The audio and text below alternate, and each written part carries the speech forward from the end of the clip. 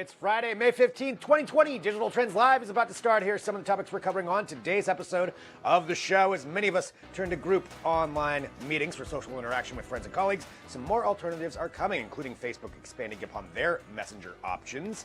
And we have some great guests on the show today, including Craig Fairbrass, the star of a new movie called Villain. You may also recognize his voice from the Call of Duty franchise of games. Plus, we all know the robots are going to take over at some point, rendering humans useless. But before that happens, Luke Dormel is going to talk about how soft robotics can actually really help. And for the first time in months, a major American sporting event will happen this weekend with the return of NASCAR, and we'll be joined by Mike Davis of Fox Sports to talk about how they plan to make it all happen. All of that and more on today's episode of Digital Trends Live.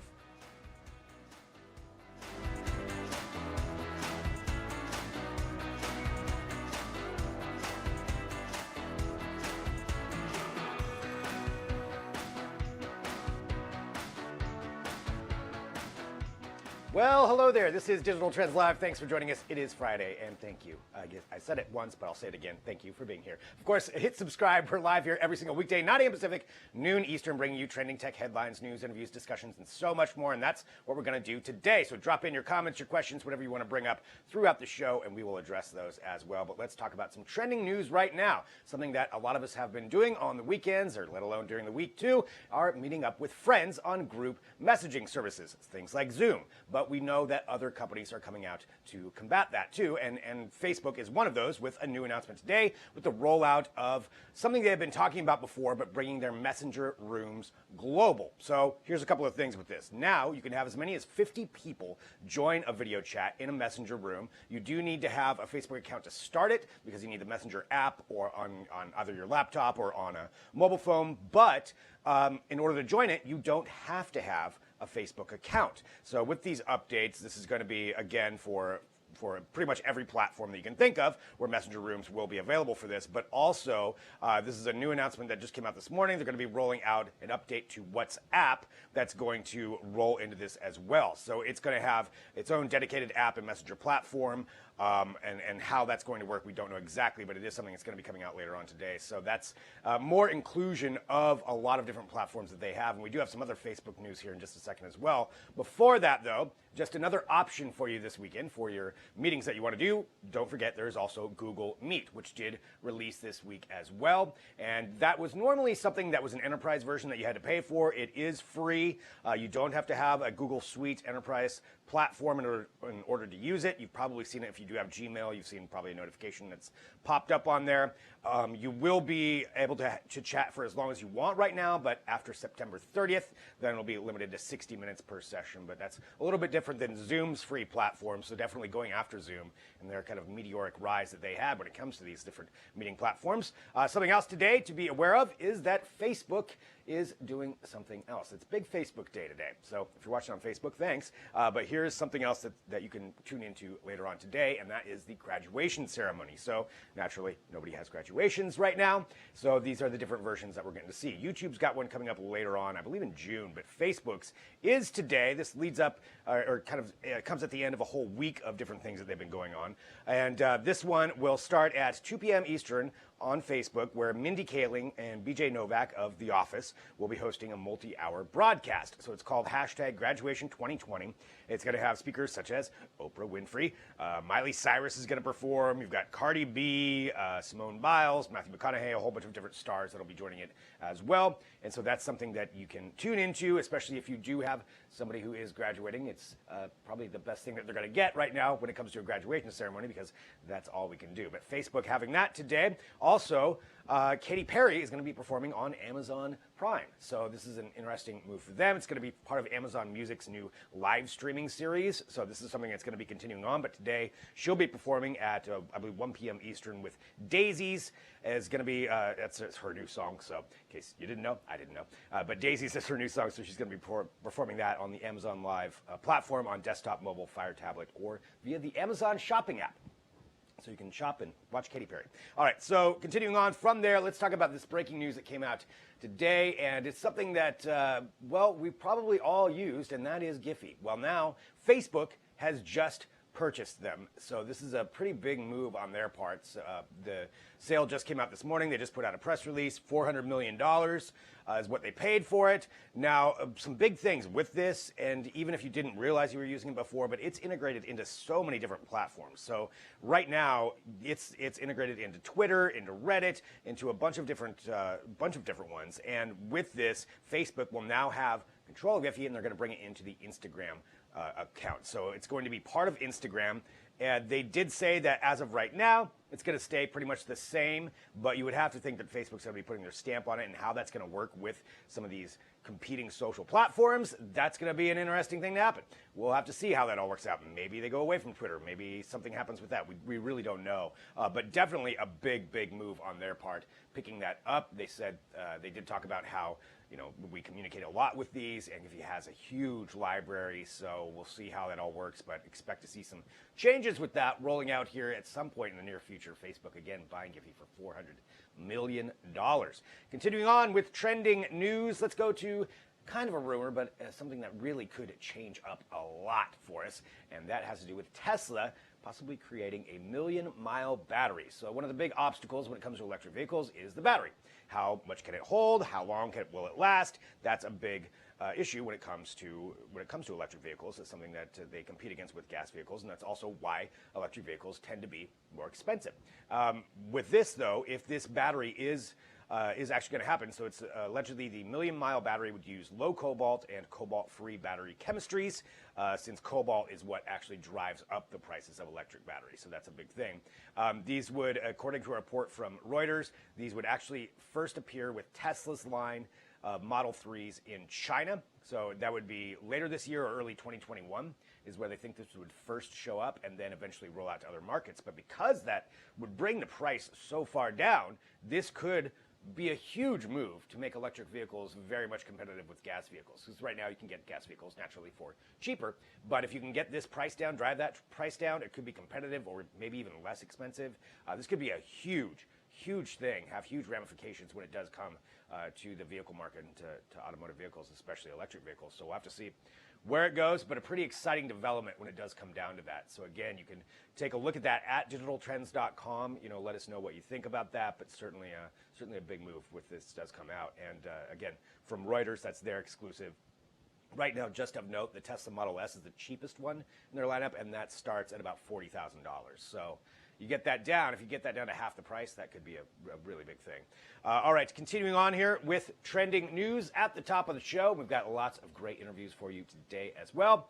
Let's talk about this, though. Something you can pay attention to here this weekend, and it has to do with a secret space plane. So this is the U.S. Air Force's plane. It's not secret in that we don't know about it. We just don't know everything that it does. So this has been around for a while. It's from Boeing. It's the X-37B. And it kind of looks like a mini space shuttle is what it really looks like. It is unmanned, so there's nobody that goes up with this thing, but this will be its fifth mission. Or no, excuse me, this will be its sixth mission. It's done 5 before. The last time it was up there, it was when it landed on October 27th of 2019, and at that point, it had spent 780 days in space. So over 2 years in space, doing all kinds of different experiments. We don't know exactly what they all are, but we do know a couple of them for this. So it is going to be going up, launching tomorrow morning. That's on Saturday morning, depending on when you're watching this. And of course, there's going to be some things that they're not going to tell us about, but we do know a couple of experiments that NASA is setting up. Another one is from the U.S. Naval Research Laboratory, where they're going to test out transforming solar power into radio frequency microwave energy and then beaming it to the ground. So this would be the idea of taking solar energy from space, sending it down to the ground for use. And naturally, if that works out and they find out some way to do that, that would have huge ramifications for energy usage. I mean, it'd be essentially unlimited energy, but again, they're just testing this out. That's one of the experiments that's going on. We don't know how long it's going to be up there. The new Space Force is overseeing it, although it is a U.S. Air Force property. So there's a lot that's going on with that, and that's something that's going to be launching up here this weekend. So definitely interesting to see how this all works out and what some of the studies are. We've got a big article about it on the website, so you can go there and take a look now at digitaltrends.com.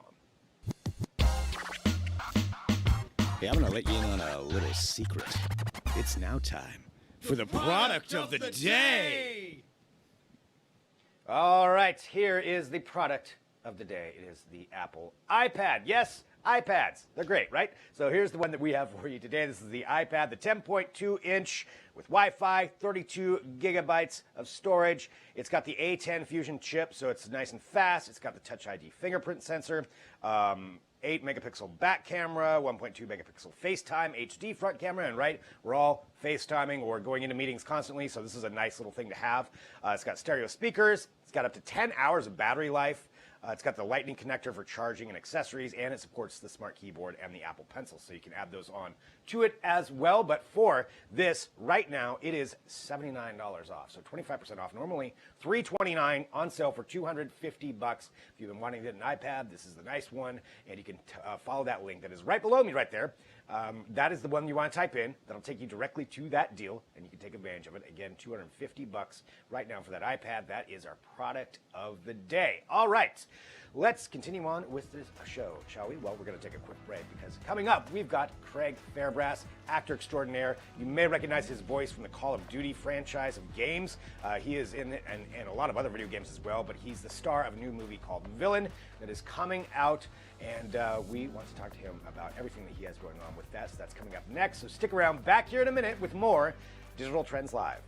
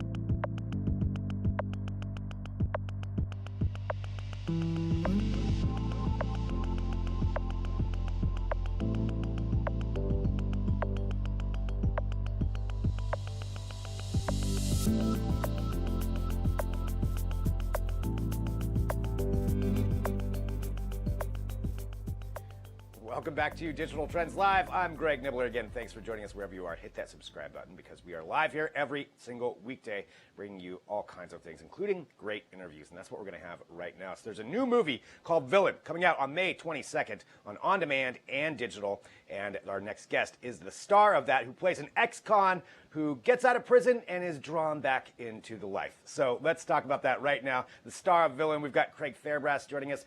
Craig, thank you so much for being here. Really, really appreciate it. And I want to ask you something that we're asking everybody is, how have you been holding up during the pandemic and quarantine? Well, what can you do? We're in lockdown now in London like you are. Thankfully, the sun has been shining. I've got a pretty big garden.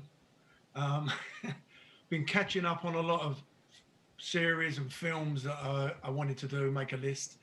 And, you just get through the day as best you can.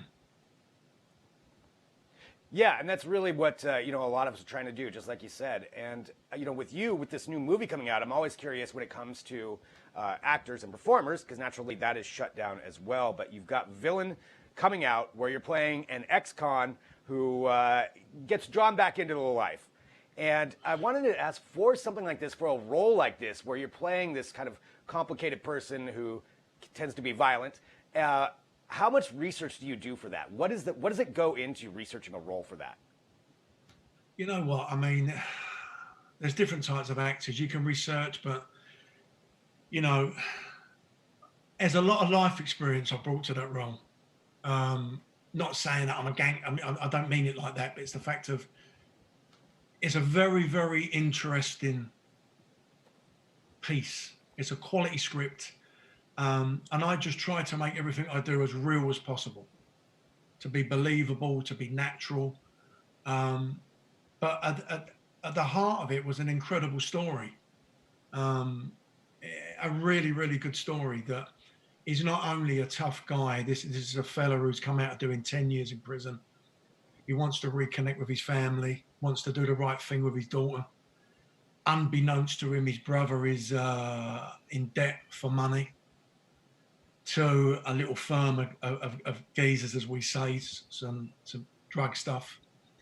I'm sitting here, sorry, because I'm watching a trailer, and the American trailer is a really good trailer. Bit different to the UK one. Yeah, and he gets drawn back into a life that he didn't really want to be back in. But the film has gone down amazingly well. Well, we got 5 stars across the board. The critics love it. I've had a million messages from people who watched the film. There's a real human story at the heart of this. There's a lot more going on than meets the eye. So don't be put off by the poster of the movie. There's real depth to it. You know, real depth. So, I was going to say something that I saw you post on Twitter was just about the soundtrack and how important and the score to a movie and how important that is. Can you speak to what specifically about this one that you loved? What about this score that you love so much? Well, very briefly, what happened? I worked with a producer 10 years ago. He came to me and said, "Have a read of this little script. Tell me what you think." I read it and I went, "I'd kill to play this role." It's got heart, it's got emotion, it's got brutality, it's got violence like you can't believe. But it's interesting. It's not a one-dimensional character. It's a real reflection of London. You know, diversity, the different cultures, and about a guy who, as I said, comes out of prison and is drawn back into that world and does what he has to do. Switching from that with Villain, and again coming out here on May 22nd, I wanted to talk about your career in video games as well. Being a voice in Call of Duty, I mean, in particular, huge franchise of games. Yeah. When you're getting ready to do that, what is that experience like? Where do you go record, and do you interact with some of the other voice actors when you're doing this, or is it standalone pieces that you record? Oh, they're a mixture. Usually you're on your own in the booth. With all the Call of Duty games that I've done, they're all done in LA. I spent a lot of time there the last 20 years. It was a fantastic job. I was lucky enough to do about 5 games. Modern Warfare 2, I played a character called Ghost.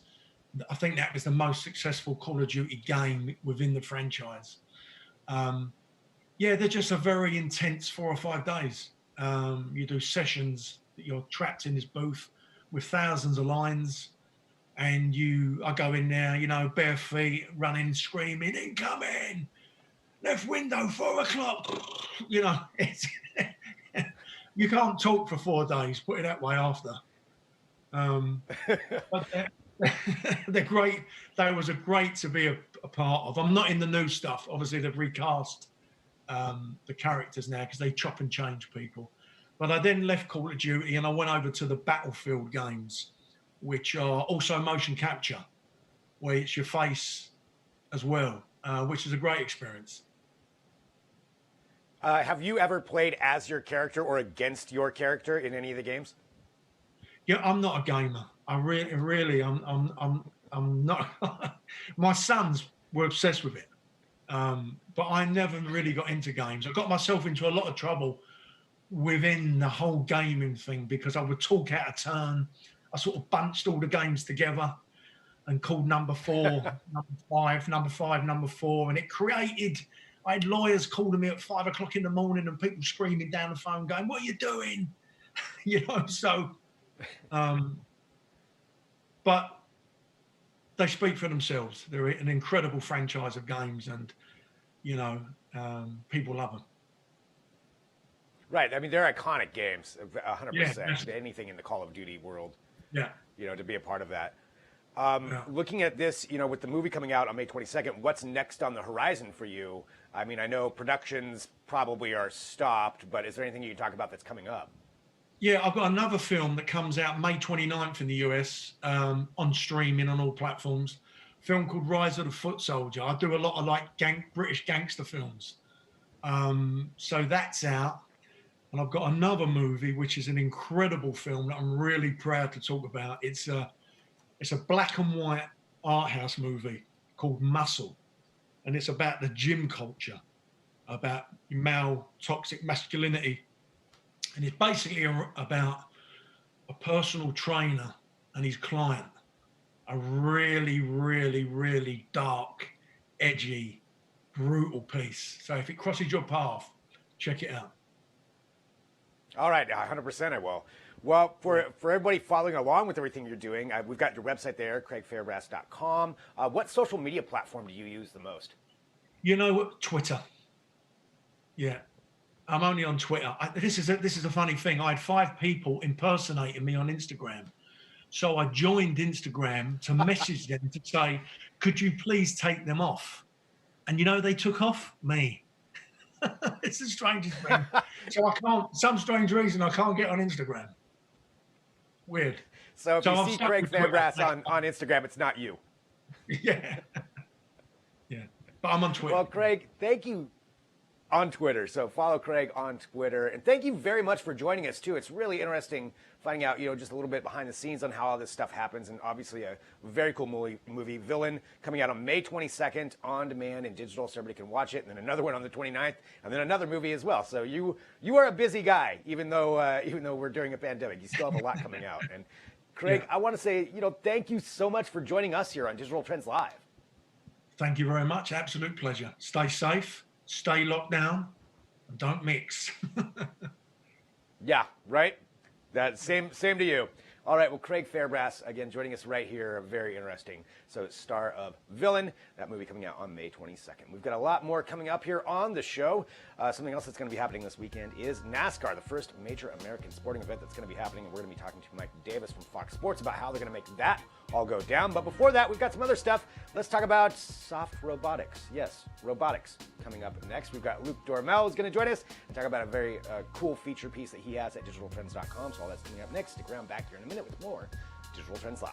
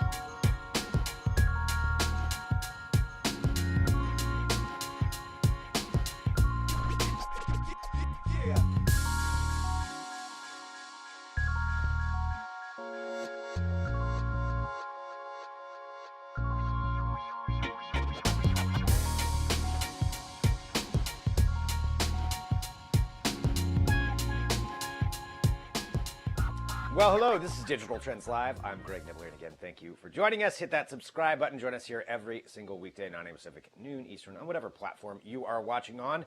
And we get to talk about all kinds of things, including robotics. Now, we all know robots eventually are going to take over the entire world and render humans useless. But before that, there are some ways that robotics can actually help us out. And that's what we're going to talk about right now. We've got our own Luke Dormel joining the show. Luke, always good to talk to you. And you've got this article up right now that I was reading, and it is really interesting how this all works. Could you give everybody, just maybe if they don't know, a little bit of a definition of what soft robotics are?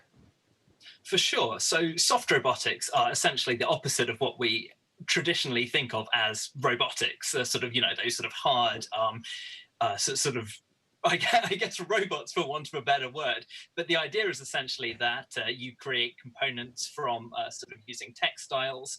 The idea is that one of the things that's so exciting about these, apart from their sort of versatility, is that we can actually kind of integrate these far more into our daily lives, because there's not necessarily the risk that's associated with, these heavy sort of traditional sort of industrial robots, which are the application that we see robots used most commonly in the real world. But this particular project is quite fascinating. This is a project carried out by Harvard University working with Boston University. And they've been developing a soft robotic exosuit. They've been working on this for quite a while now. I believe that this research actually started with DARPA. They were interested in creating essentially kind of assistive wearable robotics that would be able to be worn by soldiers and would be able to help them kind of walk further and sort of carry more, essentially kind of augmenting their abilities. And this is but this is sort of a twist on that. They've started using this to maybe help patients who have had strokes.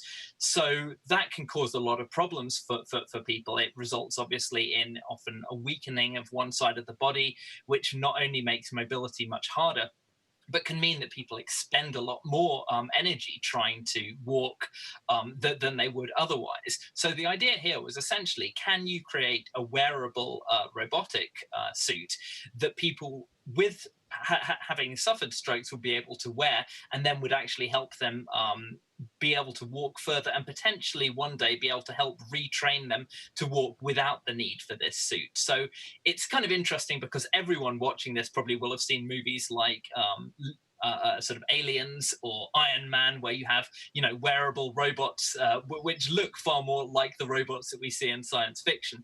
This is something which, it's not entirely invisible. It's still, as you can see from the video, something which is kind of obvious that someone is wearing some assistive tech, but it's a lot more kind of lightweight. It's a lot softer than some of those science fiction examples, and yet at the same time is something that could be, transformative to someone's life. So it's interesting work. Yeah, it's much more unobtrusive than I thought it would actually be. Thinking about something like this, and like you said, when you think of exosuits, you think of Iron Man, you think of Alien, you think of things like that. But this is a really cool use case to actually help people out. So with what they've done, how has the success been? I mean, has it actually helped people out yet, or do they still have a lot more that they have to do to really get this to work? Yeah, so this is still in the sort of prototyping, the trial stage. I spoke to the researchers, and they said that the two potential future directions they might go in with this is either, as I say, using this as a suit that people would be able to wear to essentially train them not to have to need it. So it would be able to essentially augment their movement and sort of raise the level of movement they were able to do up to a level where they didn't need this anymore. Or alternatively, if they were to commercialize it, they would look to make something that was a bit more lightweight. This is very much at the moment a proof of concept. They have shown in the lab that it can be effective. They did sort of walking on treadmills, and they found all of these pretty impressive things, like that someone wearing this was able to, I think within 6 minutes, during a 6-minute test walk 100 meters further than someone who wasn't wearing it. So they have shown that this can actually work on patients. As I say, at the moment, this is still something that's confined to the lab, but that's not necessarily true across the entire spectrum of these wearable robots.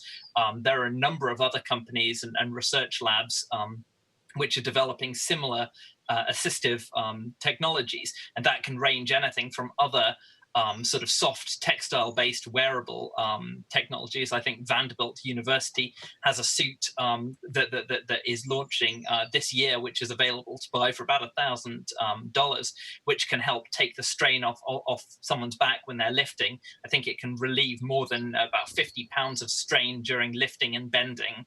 And then there are other companies which are creating far more sort of exosuits far more like those ones that we see in science fiction. So, for example, there's a company called Sarkos Robotics, which this year in the third quarter of 2020 is releasing their Guardian Exo powered exosuit.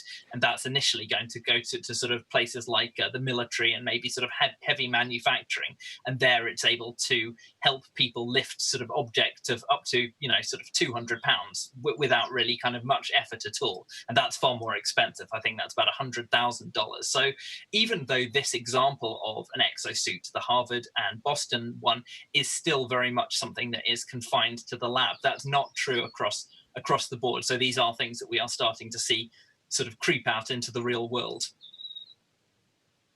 Yeah, and I remember that Delta, was going to be doing something with like exosuits as well. Delta Airlines of all things, and I actually tried on an exo, I guess part of an exosuit for knees for skiing when we were at CES, which was really interesting to see.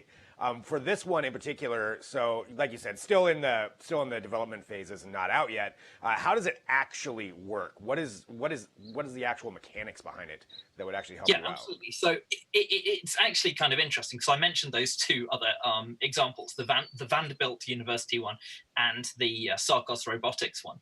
The Vanderbilt one actually uses no electronic components. It's entirely sort of textile based, using kind of cables and sort of a band system and that kind of thing.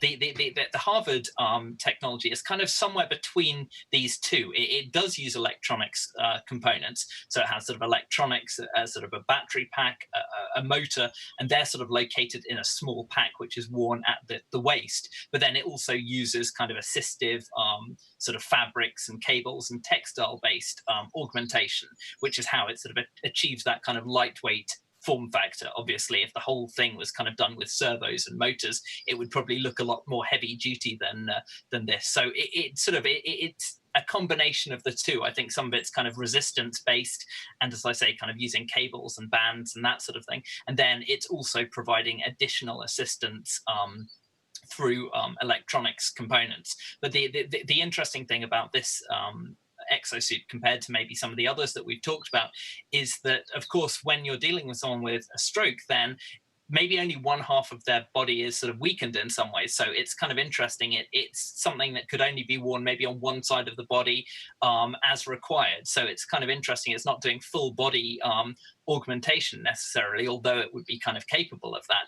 It's really just kind of augmenting to the level of what your sort of normal movement capabilities would be, the parts of your body that sort of aren't capable of delivering those. So I think that's kind of a unique and interesting aspect of it.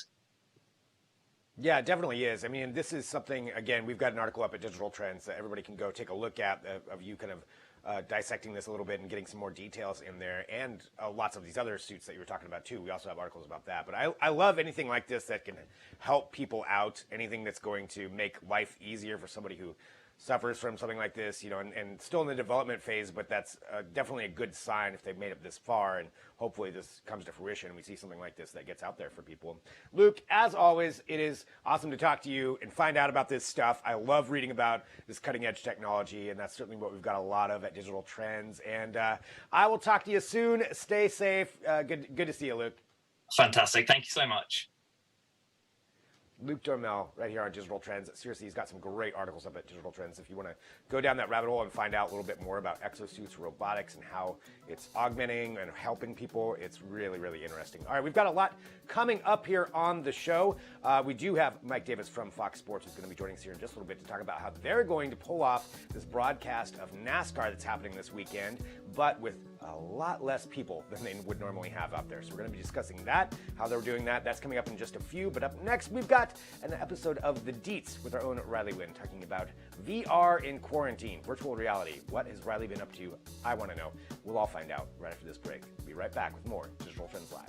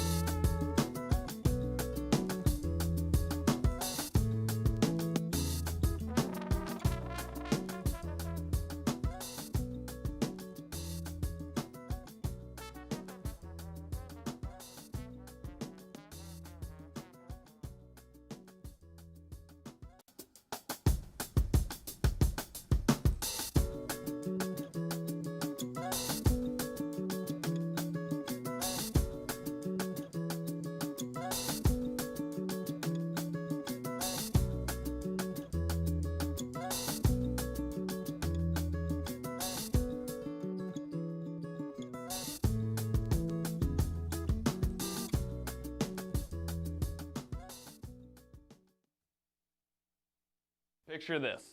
After a long day of work, you walk to your favorite bar, slide into the corner booth, and toss back some pints with your pals.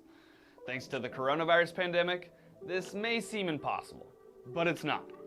Sometimes seeing family and friends over Zoom just doesn't cut it, and VR might be the best way to get that human interaction that we all need. This is why virtual reality will become a must-have for our socially distanced future. You're watching The Deets, a show where we demystify the technologies that are shaping the future. I'm your host, Riley Wynn.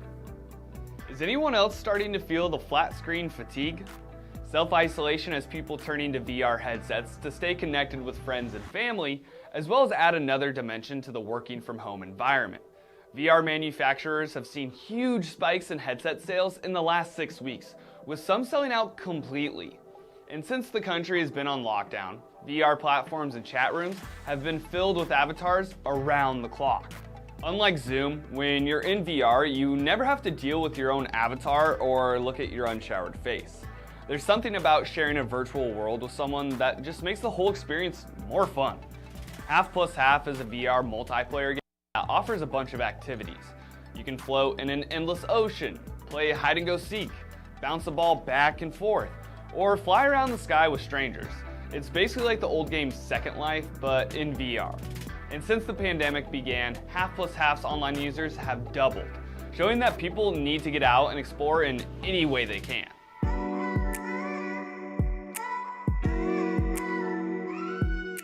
Virtual reality headsets can be intimidating for those who aren't that tech savvy, but this pandemic is pushing immersive technology forward in a way that we haven't seen since the birth of VR.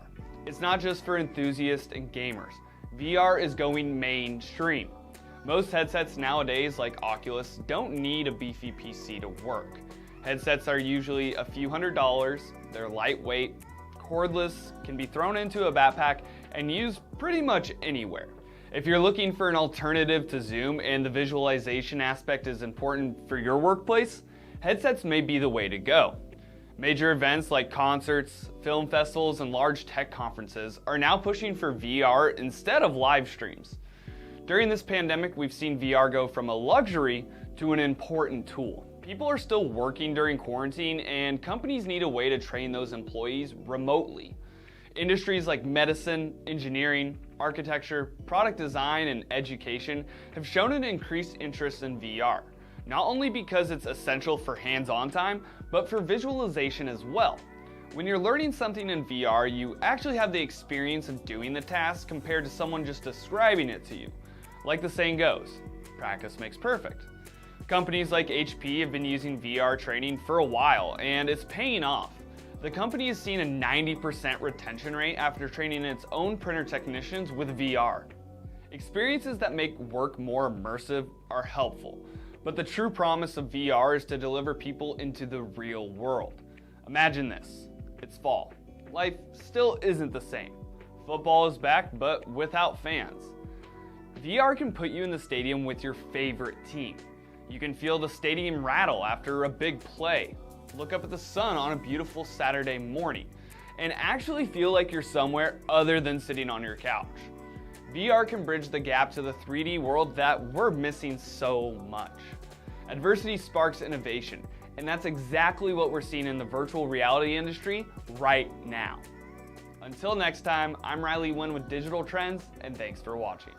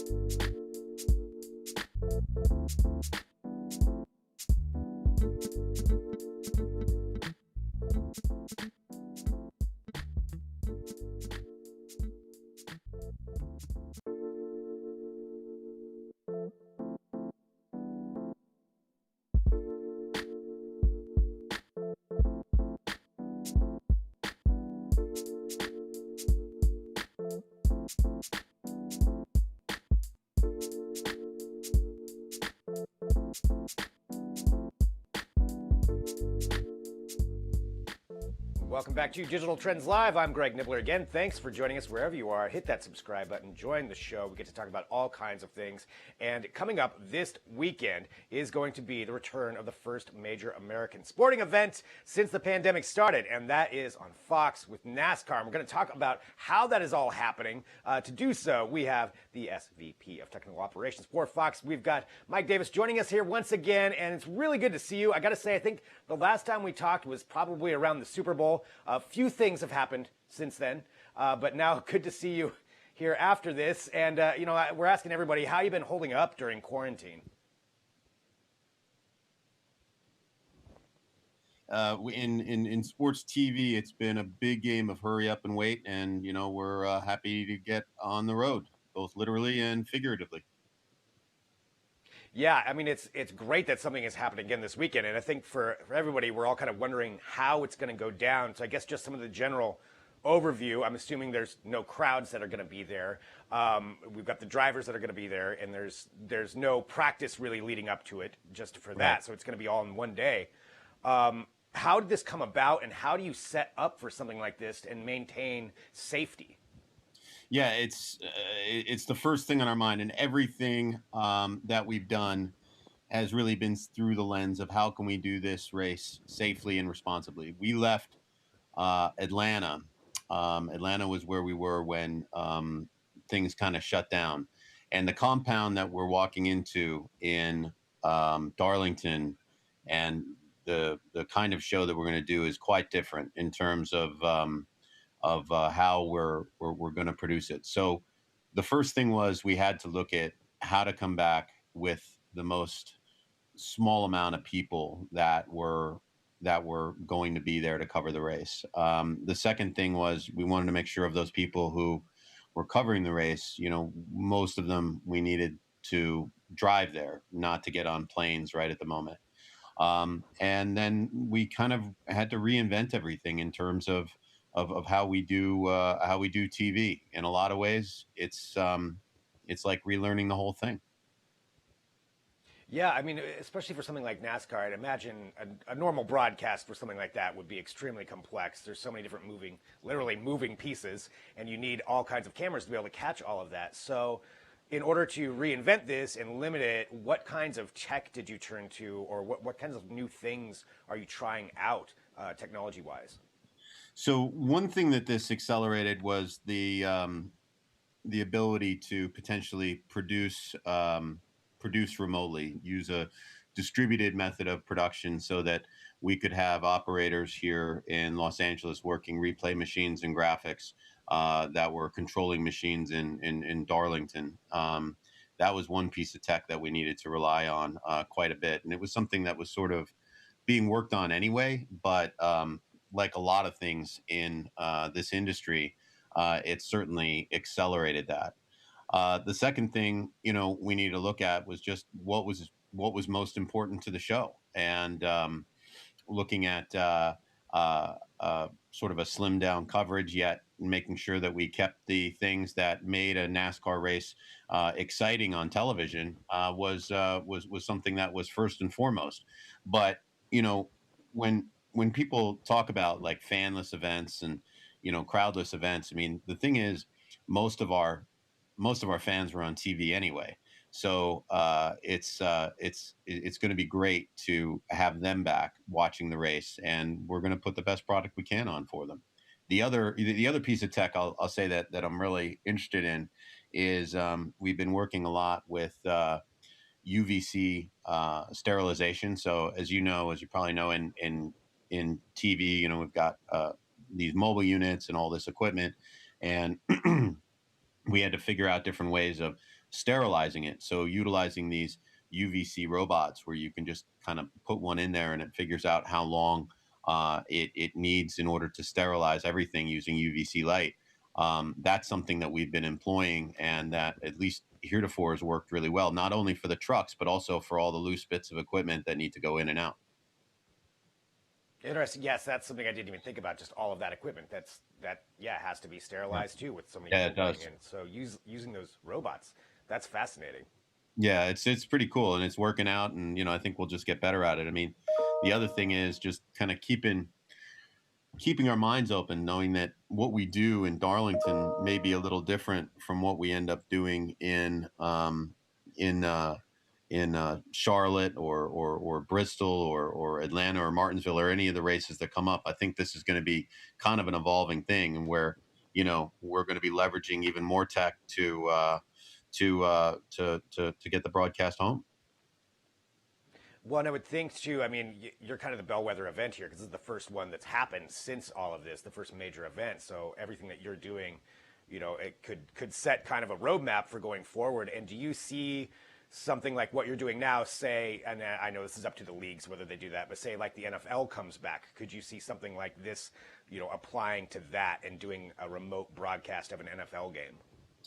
I don't really, I don't know if NFL is really the place where we would do, sort of a big, remote broadcast. But I will say that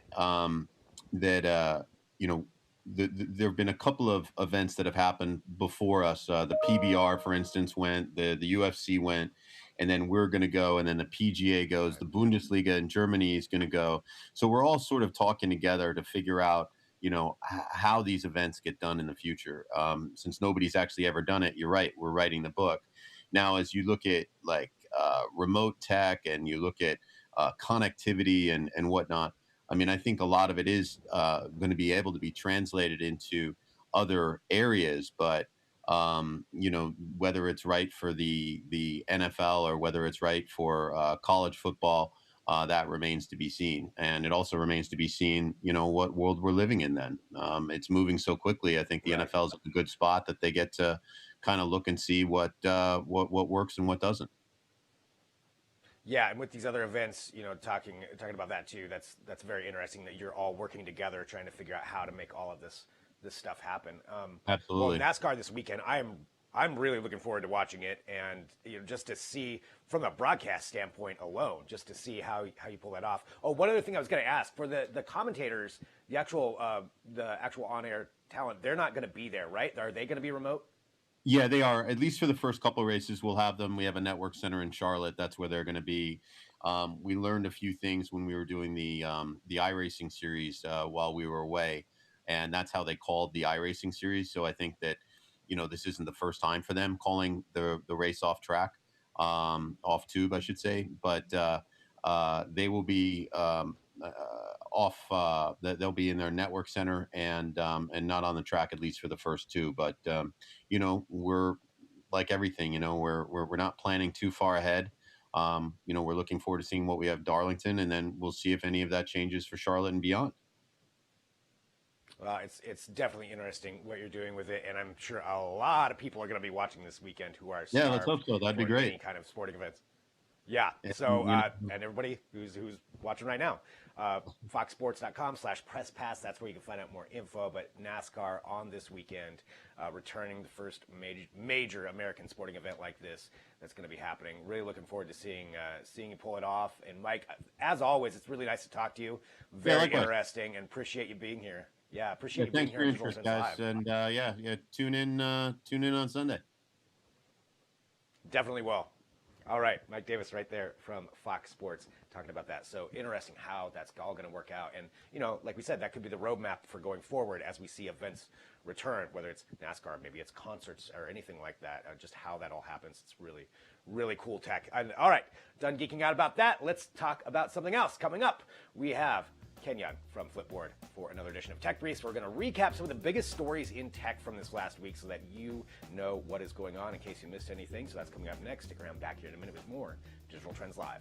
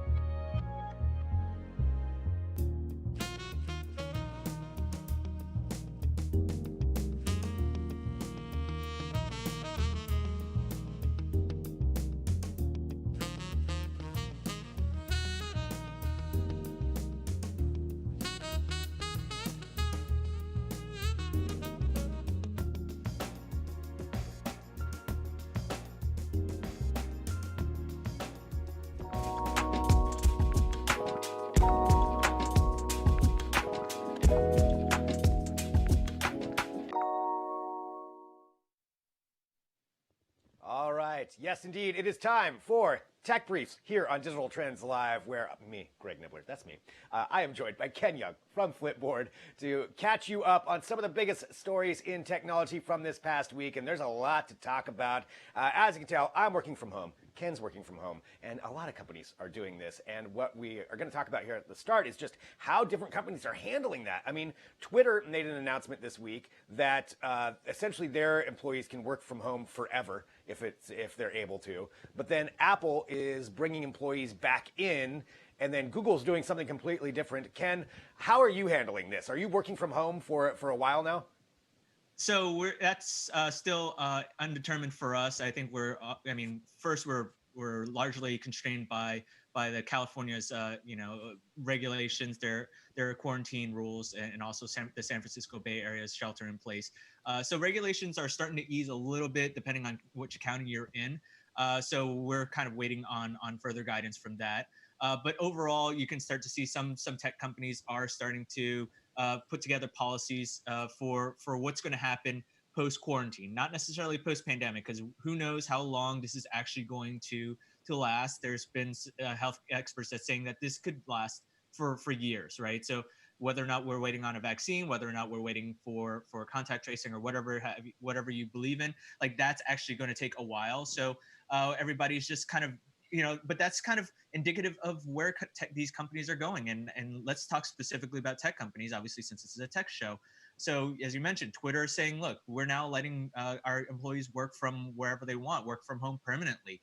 That's kind of that's more of a unique situation that people previously hasn't thought about. You remember back when Marissa Mayer took over Yahoo, she put an end to the work from home policy, and so did IBM. So now this is kind of like a full 180 for just the tech industry itself. Google says that, look, we're not going to allow. We're going to permit employees not to come into the office, most employees not to come to the office for the rest of this year. Facebook, the same type of situation.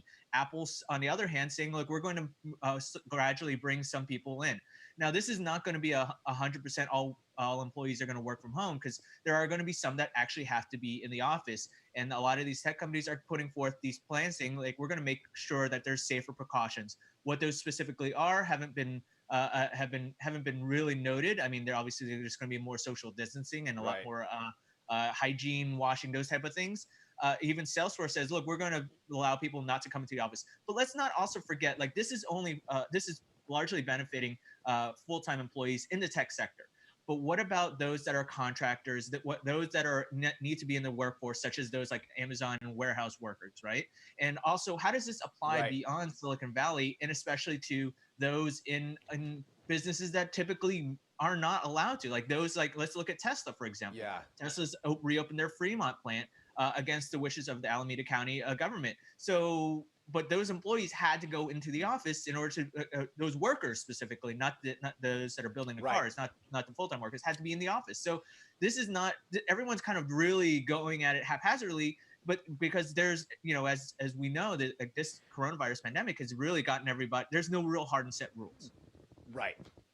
There's no template for how it happens, and that's why I think it's really interesting following these really big companies, like Twitter and Facebook and Apple and Google and Tesla even, and just what they do, because I do think whatever policies do end up working for them will trickle down to everybody else and every other kind of company as they follow their blueprints or follow, see what kind of mistakes they make and then go from there. But yeah, it's fascinating how this is all unrolling. And like you said, there's no template, so we just try to keep everybody up to date with it. And we've got a lot of articles too at Digital Trends and at Flipboard. There's tons of information on this. Going from there, something else that is feeling somewhat normal is that companies are still releasing products, which those aren't going on the regular probably schedule of how they normally would, but we are getting to see some new stuff. We had Apple, I believe it was last week, time has no meaning, I believe it was last week with the new MacBook, but now we had Dell this week releasing some new laptops as well that are actually pretty interesting releases from them. So it's the XPS line, which is usually very well reviewed,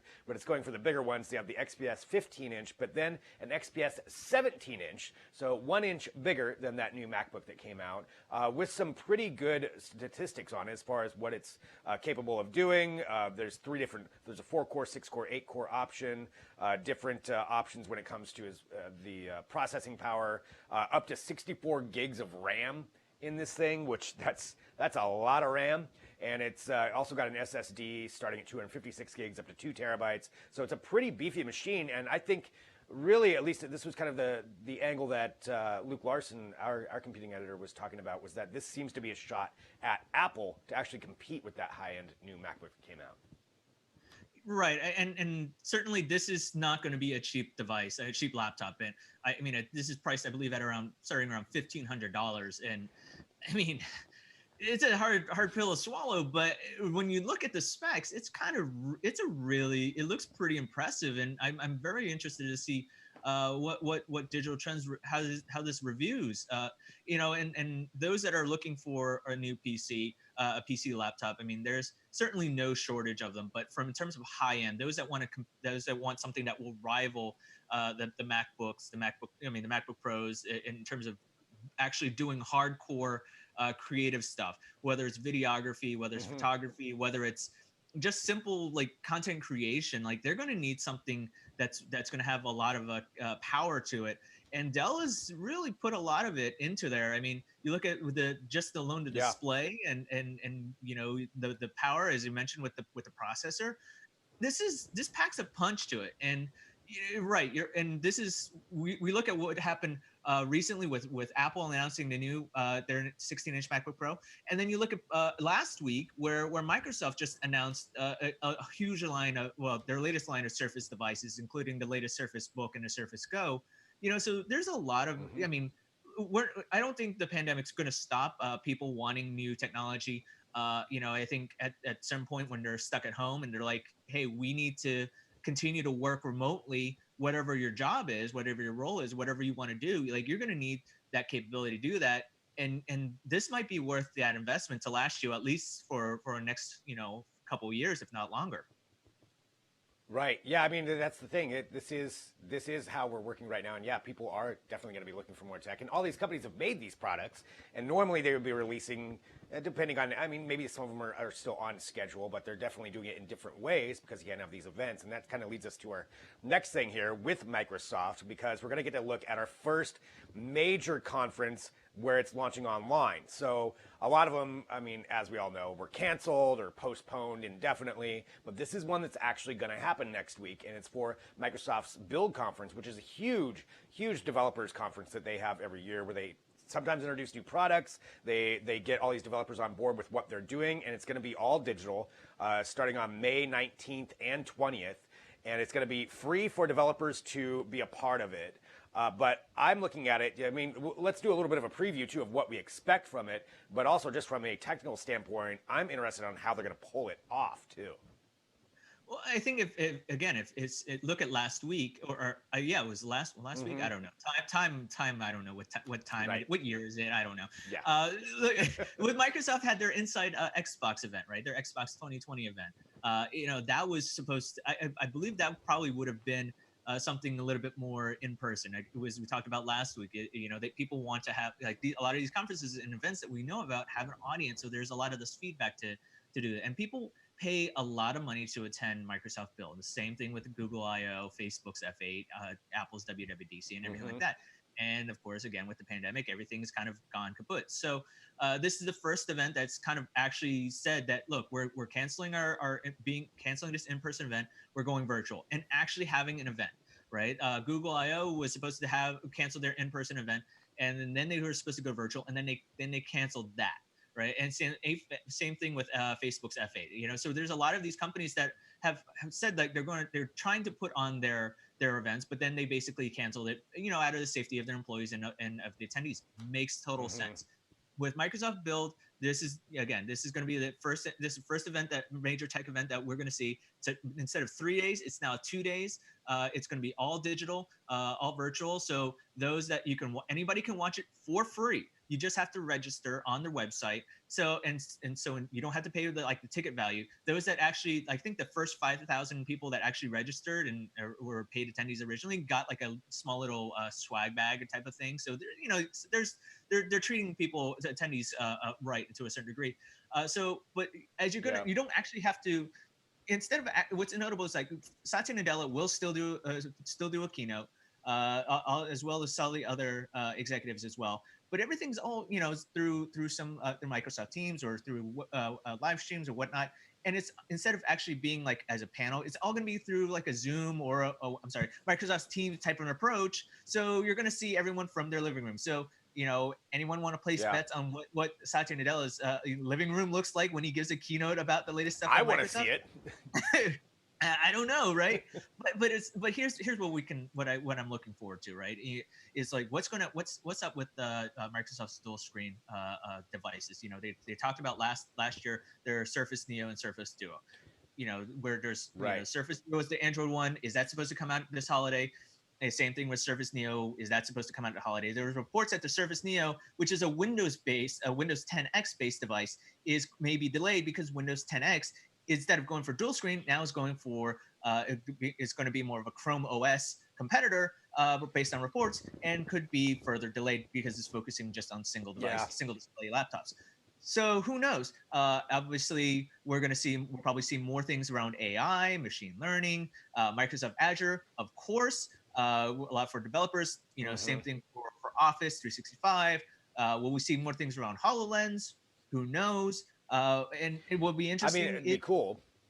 Well, I mean, that would be sure, but I don't know if they're necessarily going to have that. I mean, remember, this is just 2 days, and the keynotes, who knows how long those keynotes aren't going to be that long. But it's also interesting. One thing to kind of go back to is that the first day starts on a normal time around 9 o'clock or 9 o'clock Pacific, give or take. Second day, the first session actually starts at midnight Pacific. So this is like, but they run until like 8 or 9 o'clock at night. So, I mean, and of course these are all going to be recorded, so you can watch it whenever you want. But I mean, it's catered for anybody who wants to watch. Catering to that global audience for it. I would certainly think that's where that's going for. Yeah, it'll, whatever comes out of it. I mean, hopefully we get to see some new products just on that side of things. I would love to hear some updates on exactly what you're talking about, the Duo or HoloLens or anything like that, or at least, what they're bringing to developers to start developing for it, maybe showcase another possible rendering of what the product could be. Anything's exciting at this point, but also just how they do pull it off, if it's all pre-recorded, if they do anything live, again, we'll have to see, because there's a lot of other events that are coming up that are going to be, all online as well. So this being the first one, we'll have to see what they get right, what they get wrong, but definitely fascinating. I'm sure we'll be talking about it next week on Tech Briefs, whatever comes out of it. And as we always do here, keeping people up to date, I want to remind everybody we do have the podcast that you can hit subscribe to. So that, wherever you get your podcasts, just go to Tech Briefs and hit subscribe to that too.